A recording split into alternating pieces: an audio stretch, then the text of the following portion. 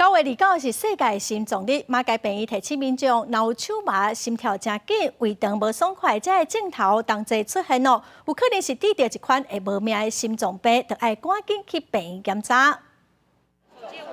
民众提健保卡免费做检查心房震动检测，这是马偕病院为着9月29世界心脏日所举办的卫教活动。根据世界卫生组织的统计，心血管疾病是全球死亡的第一个原因，嘛是咱台湾的第2大死因。国人的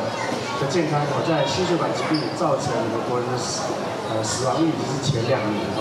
所以心脏血管的疾病本身对人的影响、健康影响非常的大。 马偕病院伫世界心脏日进前举办宣导活动，提醒民众重视心脏的健康。医生表示，心血管疾病根源是高血压、高血糖、高血油，而且高血压会增加心脏的负担。建议对日常生活改变食食、加运动做起。另外，除了一般的心血管疾病，马偕病院嘛表示，佫有一种罕见的一款心脏病，叫做淀粉累积症，会有长期喘大气、神仙、手麻、甲抱心这的症头。 在国外的文献，这种疾病的病患是相当的多。目前全台湾就我们知道，大概有数十位的病患在接受治疗，确定诊断。